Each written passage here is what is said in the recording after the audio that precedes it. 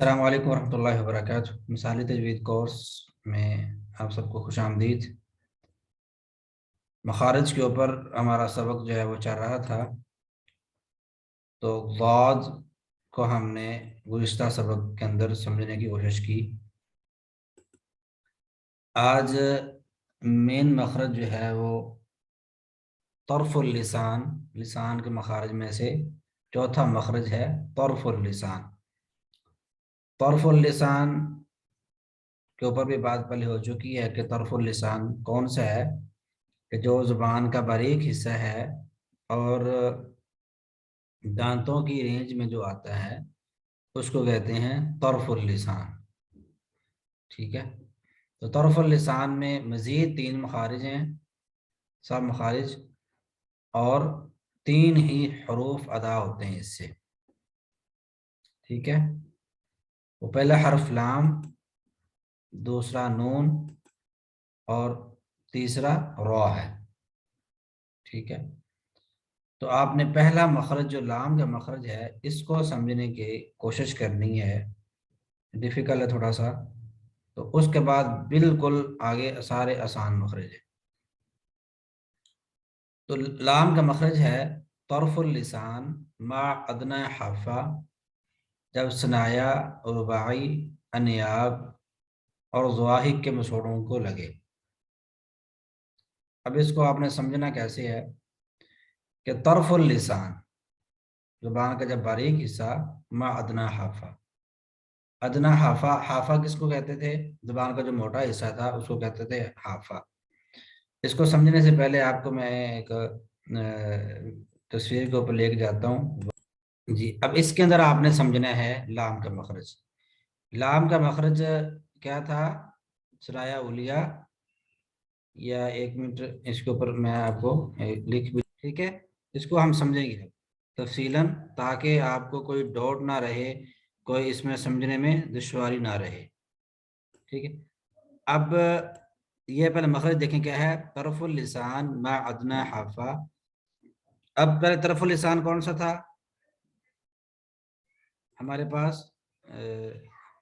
یہ سارا طرف اللسان ہے، ٹھیک ہے، یہ والا کیا ہے؟ سارا طرف اللسان۔ اچھا، اب طرف اللسان مع ادنی حافہ، اگر ہم اس کے کچھ پارٹس بنائیں، یعنی حافہ کے، ایک منٹ،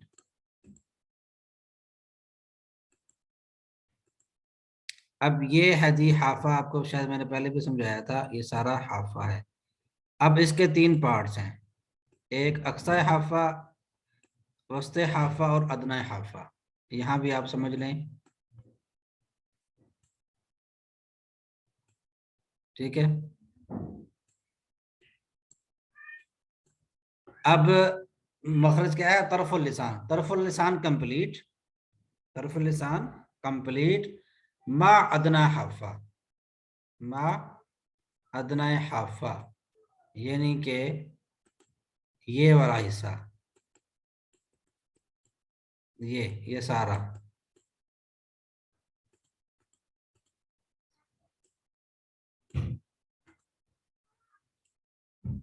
یہ ادنی حافہ، ٹھیک ہے، ادنی حافہ، یہ والا طرف اللسان، طرف اللسان کمپلیٹ مع ادنی حافہ، یعنی طرف اللسان کے ساتھ ساتھ ادنی حافہ بھی، طرف اللسان کے ساتھ ساتھ ادنی حافہ بھی، جب کیا ہو؟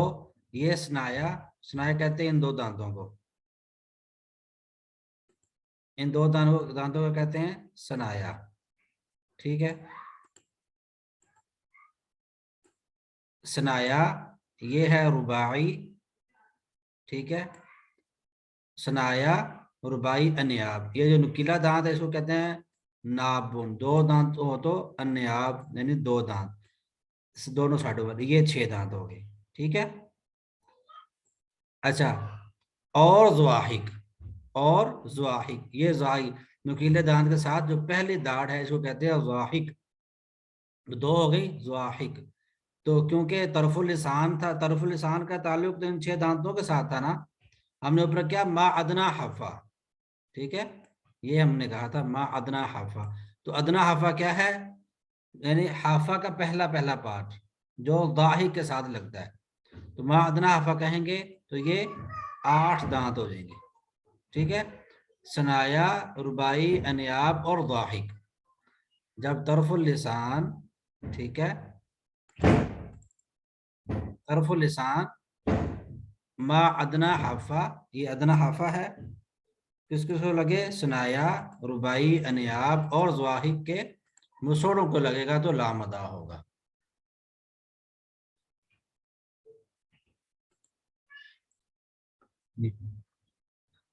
اب ہم نے لام کے مخرج کو سمجھانے کی کوشش کی ہے کہ لام کا مخرج کیا ہے؟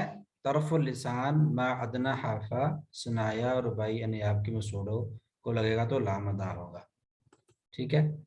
اب ہم نے ضاحک کو ختم کر دینا ہے، ادنا حافہ کو ختم کر دینا ہے، پھر سیدھا کیا ہوگا؟ طرف اللسان جب ثنایا، رباعی، انیاب کے مسوڑوں کو لگے گا تو نون، اور 2 دانت کم کریں گے تو پھر کیا ہوگا؟ طرف اللسان جب ثنایا اور رباعی کے مسوڑوں کو لگے گا تو را، ٹھیک ہے. لام کا مخرج، را کا مخرج، دیکھیں یہ زیادہ زبان لگی ہوئی ہے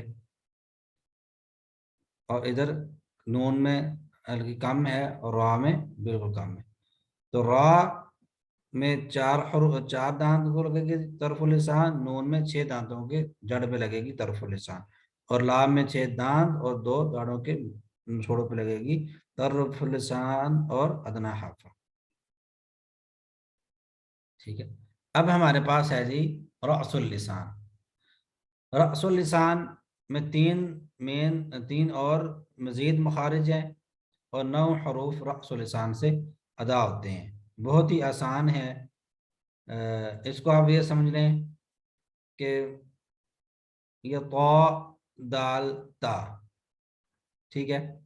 اب رأس اللسان زبان کے جو نوک ہے یہ ثنایا علیہ کے مسوڑے، علیہ کہتے ہیں اوپر والے، ثنایا علیہ اوپر والے 2 دانت، ثنایا علیہ اوپر والے سامنے جو 2 ہمارے دانت ہیں اس کو کہتے ہیں ثنایا علیہ یعنی اوپر والے، اور نیچے والے ہوتے ہیں اس کو کہتے ہیں ثنایا سفلا، ٹھیک ہے.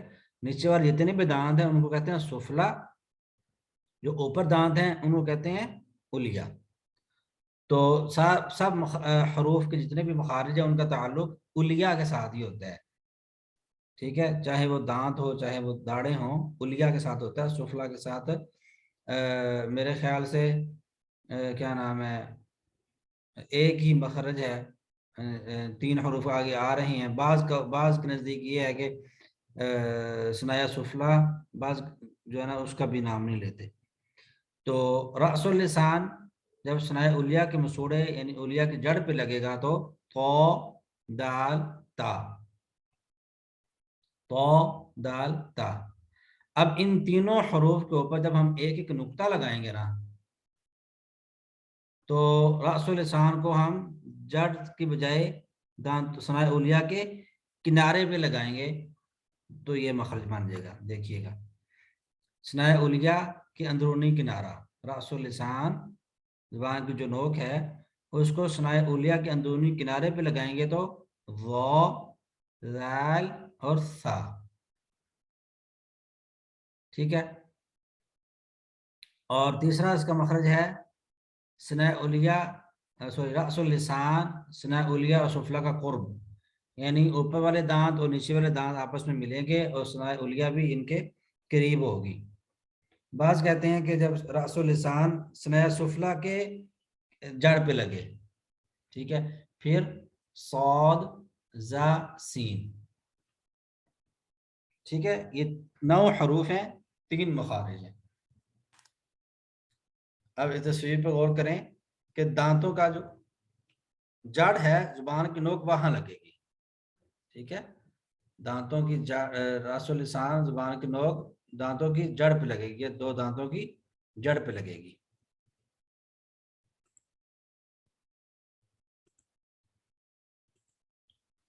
یہ ثنایا علیہ ہے، ٹھیک ہے. اچھا آگے ہے رأس اللسان ثناء علیہ کا اندرونی کنارہ، ٹھیک ہے. تو یہ اندرونی کنارہ، یہ ہے اندرونی کنارہ. یہاں رأس اللسان باہر کی نوک جو ہے ان دو دانتوں کے اندرونی کنارے پہ لگے گی.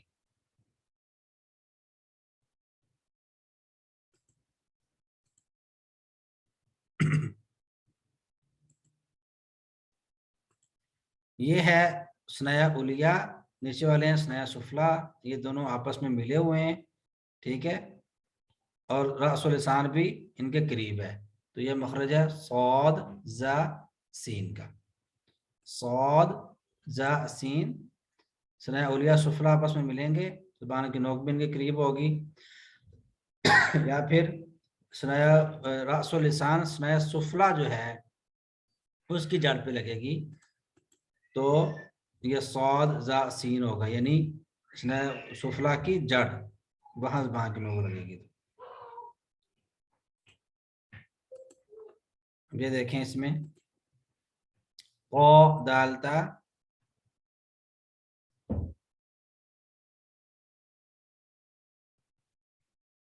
ضو دال ثا ثناء علیہ کی یہ اندرونی کنارہ، اور صاد ذا سین ادا ہوگا ثناء علیہ اور سفلا کا قرب اور راس اللسان بھی ان کے قریب. یہ راس اللسان، ٹھیک ہے. یہ پہلا تو دالتا، تو جب ہم ادا کریں گے کیونکہ موٹی ہے یہ، اس زبان کی شیپ یہ بنے گی. ڈالتا میں یہ زبان کی شیپ بنے گی جو ہے کیا نام ہے ثناء علیہ کا کنارہ، وہاں سوری ثناء علیہ کی جڑ جو ہے وہاں زبان کی نوک ٹچ کرے گی. اور وہ دال تھا میں ثناء علیہ کا جو اندرونی کنارہ ہے یہاں زبان کی نوک ٹچ کرے گی. وہ دال تھا تینوں کے اندر آپ دیکھ رہے ہیں کہ دانتوں کی جو اندرونی کنارہ ہے، یہ کنارہ یہاں زبان ٹچ کر رہی ہے. اور یہ ہے صاد ذا سین کہ دونوں دانت آپس میں ملے اور زبان کی جو نوک ہے اس نے سفلا کے اندرونی کنارے پہ ٹچ کر رہی ہے. ٹھیک ہے جی.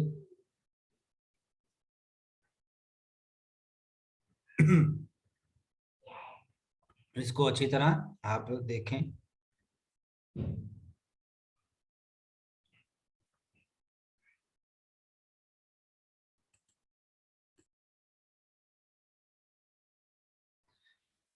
جی چوتھا ہمارا مین مخرج ہے شفتان، دونوں ہونٹ، ٹھیک ہے. اس میں دو مزید مخارج ہیں اور 4 حروف شفتان سے ادا ہوتے ہیں. ایک اس کا مخرج شفتان ہی ہے اور دوسرا مخرج ہے ثناء علیہ، اوپر والے 2 دانت اور نیچے والے ہونٹ کا وسط، ٹھیک ہے. تو ثناء علیہ اوپر کے جو دانت ہیں وہ لگیں گے نیچے والے ہونٹ کے وسط میں، جو نیچے والے ہونٹ کا اندرونی حصہ ہوتا ہے نا، جو تر حصہ ہوتا ہے، ٹھیک ہے، وہاں ہمارے اوپر والے دانت لگیں گے تو فا فا فا ادا ہوگا، ٹھیک ہے. اس کے بعد شفتان میں 2 اور پارٹس ہیں آگے، ایک انضمام الشفتین، انضمام الشفتین یعنی ہونٹوں کا گول ہونا، ہونٹوں کا گول ہونا. انضمام الحق تھے ہمارے ایک، وہ گول مٹول تھے بارے سے، تو انضمام گول، اس کا لفظی معنی بھی یہی ہے، انضمام گول، شفتین دونوں ہونٹوں کا گول ہونا، ٹھیک ہے. اس سے ادا ہوتا ہے واو. واو ایک واحد لفظ ہے جس میں ہونٹ گول ہوتے ہیں. اس کے اندر آپ ایک مسٹیک جو ہے نا ذہن میں رکھیں کہ جو موٹے حروف ہے نا، موٹے حروف، کچھ لوگ ان کو ادا کرتے ہوئے نا ہونٹ گول کر دیتے ہیں، سواد، توا، ضوا، ٹھیک ہے، خو، خو، غین، خو، خاص کر کے خو جو ہے اس میں ہونٹ ہم گول کر لیتے ہیں، حالانکہ یہ غلط ہے، یہ صحیح نہیں ہے. ایک ہی حرف ہے جو اس کو پڑھتے ہوئے ہونٹ گول ہوتے ہیں، وہ ہے واو. یا پھر اگر پیش آ جاتی ہے کسی حرف کے اوپر، وہ پیش کی وجہ سے ہونٹ گول ہوگا، ادروائز نہیں، صرف واؤ پہ ہونٹ آپ نے گول کرنا ہے، یہ واحد حرف ہے اس پہ ہونٹ گول ہوتے ہیں۔ دوسرا ہے اتصال الشفتین، دونوں ہونٹوں کا ملنا، اتصال اس کا مطلب ہوتا ہے ملنا، متصل کہتے ہیں نا، متصل یعنی کہ فلان کام کے متصل بعد، فلان کام کے متصل بعد، یعنی کہ فوراً ہی، تو ملا ہوا ہونا، اتصال الشفتین دونوں ہونٹوں کا آپس کے اندر ملنا، ٹھیک ہے۔ تو یہ دو طرح ملتا ہے، یا تو خشک حصہ آپس میں ملتا ہے جو باہر والا ہوتا ہے، ٹھیک ہے، خشک حصہ آپس میں ملتا ہے، یا پھر جو ہے وہ تر حصہ جو اندرونی حصہ ہوتا ہے نا ہمارا اندرونی حصہ، یا پھر وہ ملتا ہے، ٹھیک ہے۔ دو ہونٹ، دو انداز سے ہونٹ ملتے ہیں، یا تو تر حصہ ملے گا یا خشک حصہ ملے گا۔ اگر ہمارا خشک حصہ یعنی باہر والا حصہ ملتا ہے وہ میم ادا ہوتا ہے، باہر والا خشک حصہ آپس کے اندر ہم ملائیں گے تو میم ادا ہوگا، اور اندرونی حصہ جو تر حصہ ہے اس کو ملائیں گے تو با ادا ہوگا۔ اب تصویر کے اندر آپ دیکھیں، ہونٹ گول، ہونٹ کیا ہیں؟ گول ہیں۔ کیوں گول ہیں؟ کیونکہ اس کا مخرج ہے انضمام، ہونٹوں کا گول کرنا، واو، ٹھیک ہے۔ میم، اچھا با جو ہے، آپ اس کے اندر آپ غور کریں کہ یہ ہونٹ ہلکا سا ملا ہوا ہے، دونوں ہونٹ ہلکے سے ملے ہوئے ہیں، یعنی کیا ہے؟ اندرونی حصہ ملا ہوا ہے، ٹھیک ہے، اندرونی حصہ آپس کے اندر ملا ہوا ہے، با۔ جس طرح ہم نارملی جب ہمارے ہونٹ بند ہوں تو جو کیفیت ہوتی ہے نا، اسی کیفیت میں با کو ادا پڑتے ہیں، بالکل نارمل، بالکل نارمل کر کے جو ہے نا وہ ہم با کو پڑھتے ہیں۔ اب اس میں دیکھیں آپ، یہ زیادہ ملے ہوئے ہیں، اندرونی حصہ بھی ملا ہوا ہے اور باہر والا بھی حصہ ملا ہوا ہے، یہ ہے میم، میم یعنی زیادہ ہم زور دیتے ہیں ہونٹ کے اوپر، ہم زیادہ زور دیتے ہیں، میم کا جو مخرج ہے اس میں ہم زیادہ زور دیتے ہیں ہونٹوں کے اوپر، تو باہر والا بھی حصہ مل جاتا ہے اور اندر والا حصہ بھی میم کا مل جاتا ہے، ہونٹ کا مل جاتا ہے، جس سے میم پروناؤنس ہوتا ہے۔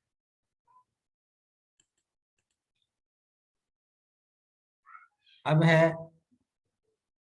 فا کا مخرج، فا، یہ اسنائے اولیا اوپر والے دو دانت نیچے والے ہونٹ کے وسط میں آپ دیکھیں لگ رہے ہیں، یہ ہے فا، اف، ٹھیک ہے، بالکل بہت ہی آسان ہے، یعنی شفتان میں ایک شفتان اسنائے اولیا نیچے والے ہونٹ کا وسط، ٹھیک ہے، اس مخرج سے فا ادا ہوگا، شفتان میں تھوڑی تفصیل ہے، انضمام الشفتین اس میں واو ادا ہوگا، ٹھیک ہے، ہونٹ گول ہوں گے، اور اتصال الشفتین میں خشک حصہ ملے گا تو میم، یا تر حصہ ملے گا تو با، ٹھیک ہے، اور فا جو ہے اسنائے اولیا جب نیچے والے ہونٹ کے وسط میں لگے گی تو فا ادا ہوگا، بہت ہی ایزی ہے۔ تو چلیں آگے چلتے ہیں، آخری مخرج ہمارے پاس بچے گا، وہ ہے مخرج غنہ، غنے کا مخرج ہے، حرف کوئی بھی ادا نہیں ہوتا، یعنی اخفاء ہو، ادغام ہو، اقلاب ہو، سب کو غنہ ہی کہتے ہیں۔ جس طرح کسی بھی سبزی کا نام سبزی نہیں ہے، کسی بھی پھل کا نام پھل نہیں ہے، اسی طرح کسی بھی کیا نام ہے، یہ جو ہم غنہ کہتے ہیں نا، غنہ یہ کسی کا نام نہ، اخفاء کا نام غنہ ہے، زوری کہتے ہیں، سب کو غنہ ہی ہے، اخفاء کو بھی غنہ کہتے ہیں، ادغام کو بھی غنہ کہتے ہیں، اور ابدال کو بھی غنہ کہتے ہیں، سب کو غنہ کہتے ہیں، لیکن ان میں سے کوئی ہے کسی کا خاص نام جو ہے وہ غنہ نہیں ہے۔ تو یہ نون جو ہے غنہ ہے، غنہ جب ہم اخفاء وغیرہ کرتے ہیں یہ ناک سے ادا ہوتا ہے، منہ سے نہیں نکلتا، منہ سے نہیں نکلتا بلکہ ناک سے ہی ادا ہوتا ہے، ٹھیک ہے، میم کا غنہ دونوں ہونٹ ملے ہیں تو میم کی وجہ سے ناک سے آواز نکل رہی ہے، یہاں بھی اب اس میں پتہ کیا ہے، یہ گلے سے آواز آ رہی ہے منہ کی طرف، منہ سے پھر واپس ہو کے ناک کی طرف سے نکل رہی ہے، منہ کی طرف سے نکلے گی، ٹھیک ہے، ناک کی طرف سے نکلے گی، اس لیے یہ مخرج غنہ اس کو بولتے ہیں۔ تو الحمدللہ آج ہمارے مخارج کمپلیٹ ہوئے ہیں، تو اس کا پھر آپ کو میں ہوم ورک بھی دیتا ہوں ایک، تو اس کے اوپر بھی انشاءاللہ بھی بات کرتے ہیں۔